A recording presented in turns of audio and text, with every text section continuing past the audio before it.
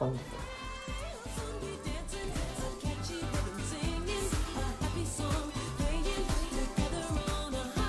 Hi guys, and welcome to the final video of our ranking series. We have watched every single film in the classic, well, what is deemed a classic Disney animation. Crazy. This week what we're going to be doing is we're going to be talking to you about the revival and the new era of Disney animation. In 9th place, with a score of 20 out of 40, is Bolt.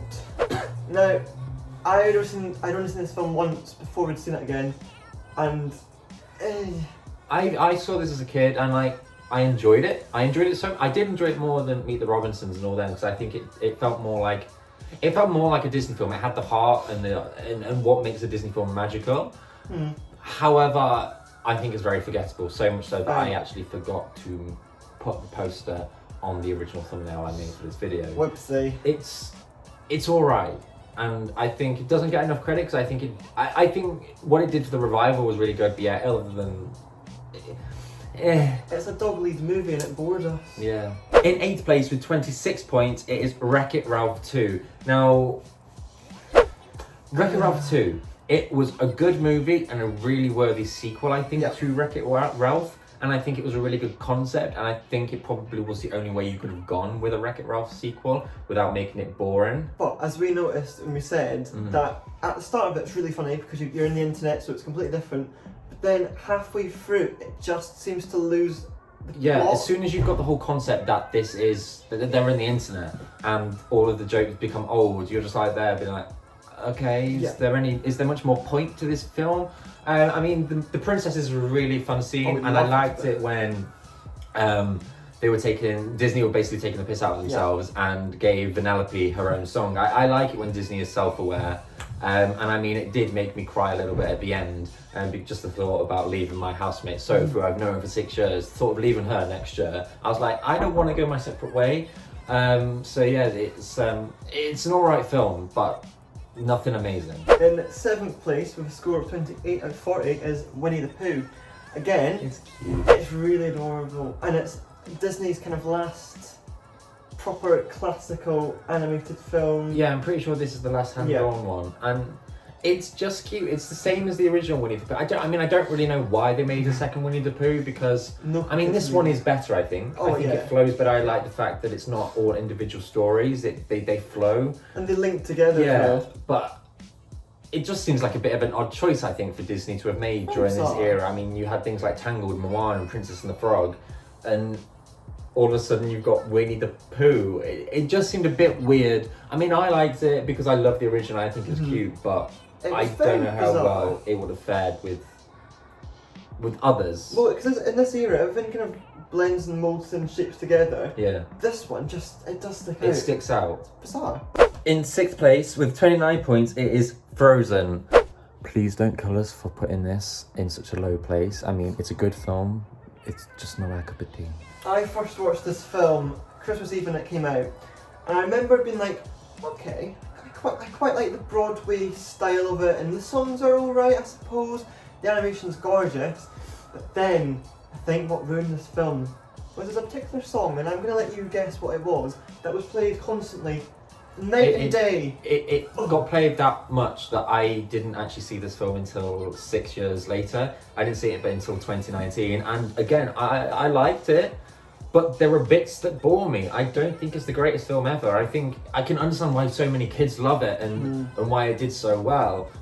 But when I compare it to things that I love, like The Lion King and Peter Pan and Tangled and like every other film that Disney have made, like princess films, I can't help but love them more because they don't bore me. In 5th place with a score of 31 is WreckIt Ralph. I really like WreckIt Ralph. It's so good. I hadn't seen this until we watched it during this marathon. Oh my god, it's such a good idea. So good. I was saying to Jack, it reminds me of Toy Story, but for the modern age. That's what it is. It's Toy Story, but done by Disney. I loved all the individual styles, and you got the ones that were kind of a bit glitchy.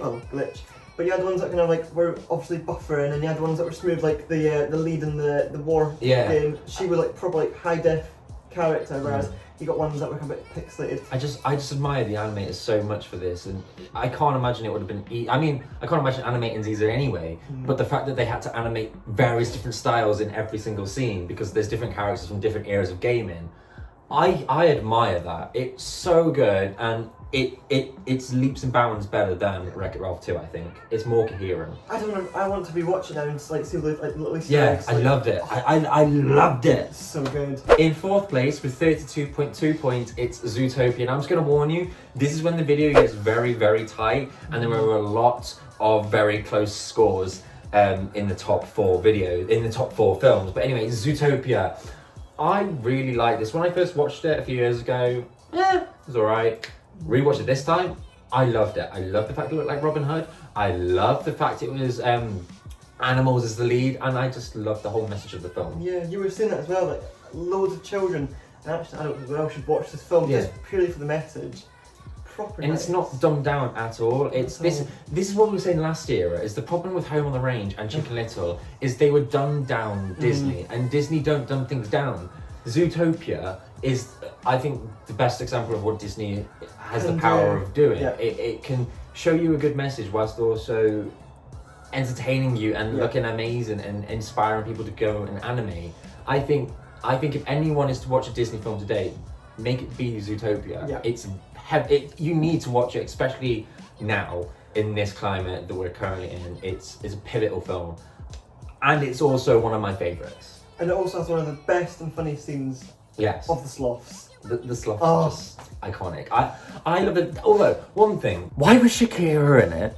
Like, I like Shakira. I'm a gay guy. I love listening to Shakira. I'll listen to her all day long. But it's a very strange choice. Why? Like, was she popular then? In joint third spot with a score of 32.5 is Tangled and Big Hero 6. Now, Tangled for me, when I first watched it, I was kind of the opposite to you, with like Frozen as well. I didn't really like it that much. I loved it. It kind of bored me a bit. And then, rewatching it back, I was like, oh, hang on, actually, I appreciate it more. I don't know why. What I like about this compared to Frozen is it feels more like an adventure. It feels like we're not stuck in the one place. I mean, with Frozen, you're not stuck in the one place. But it just felt more coherent. Like actually, I didn't say this with Frozen, but my biggest problem with Frozen is Let It Go. All of a sudden, we're in one scene, then it cuts to black, and then the music comes up, and the scene it all fades from black, and it just feels like a music video, and it just didn't feel like that song fitted in the moment. Yeah. Whereas with Tangled, everything just flowed. The songs flowed, the story flowed, and the characters just felt to me more well-rounded. The only weak point to this film is Mother Gothel.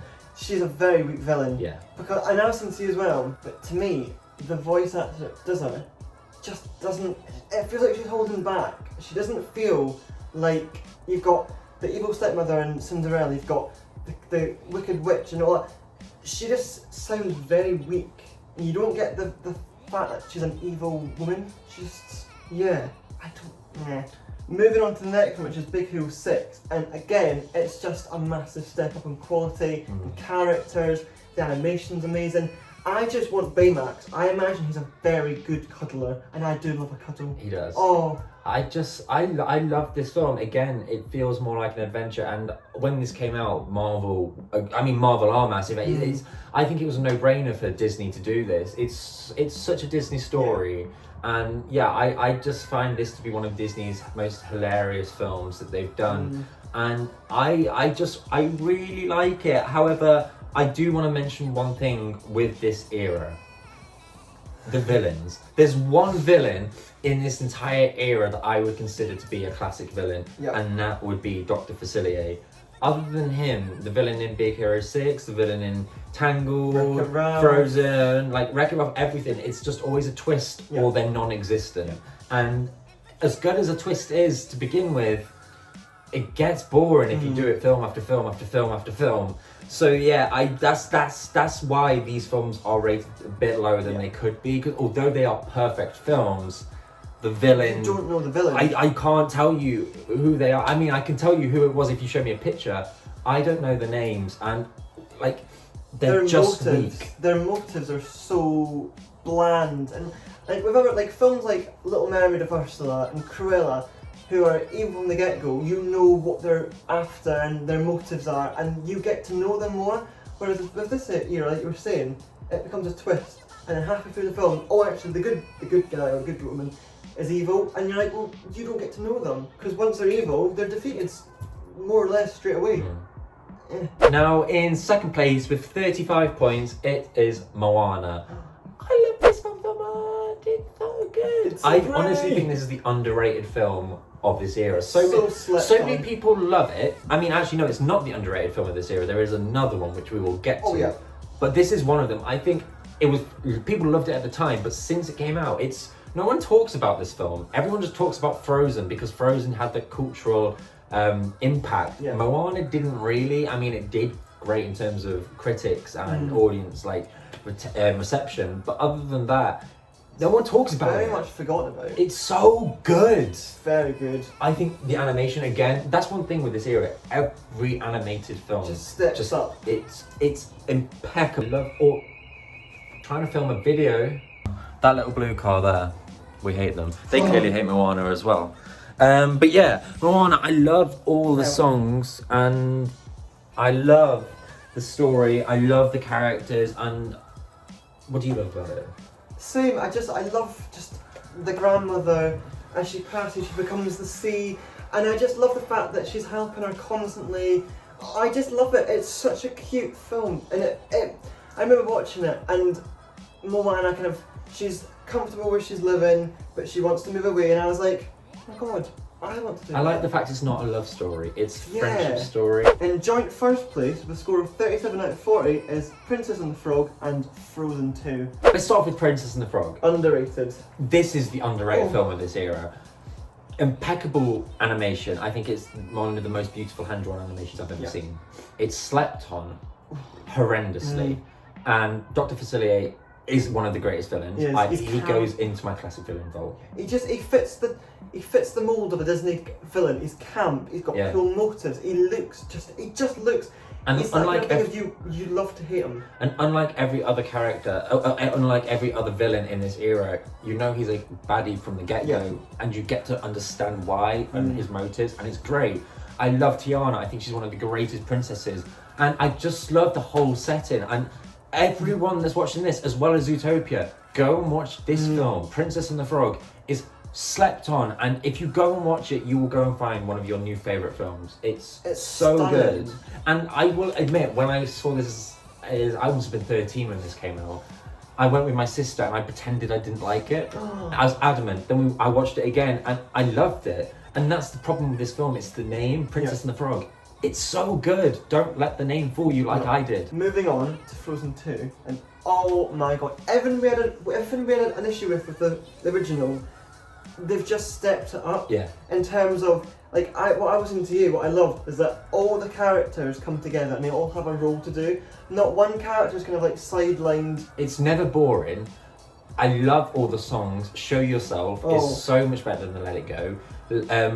Into the Woods is a great movie ballad, and Into the Unknown, especially the Panic at the Disco version, is just, it's so good. Everything about this film is so much better. I think this did the female empowerment story and everything so much better than the original. And I just think that the animators saw what was wrong with the first one and just went with it and just developed it so much better. I just love this film so much. I can't stop listening to Show Yourself.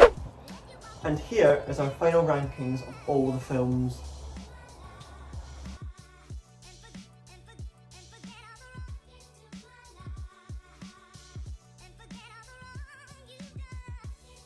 Thank you for watching, guys. We've really enjoyed doing this. Now going on to live action Disney films. So we'll be comparing the original cartoon to its live action counterpart, for instance 101 Dalmatians versus the live action one. And what we'll be doing is we'll be focusing, rather than focusing on all of the live action films, we'll be focusing on a specific live action film and a specific animated film in one video. So it'll be, like Jack said, 101 Dalmatians animation versus 101 and 102 Dalmatians, the live action. Yeah. And then eventually what we'll do is we will obviously be ranking the live action films and putting them into a list. So again, it's more ranking stuff, but it's just live action and more Disney. So that will be coming to you very soon. But other than that, what should they do? Look, you should comment, subscribe, and yeah. Check out our social media, TJ Disney TJ Disney 2020. It's on Twitter and Instagram, and we're very hyped because we're going to get our haircut. Look at this mop, it's horrendous. Awful. Getting my lockdown mop cut. Other than that, it's been great talking to you. We'll see you very soon. Bye.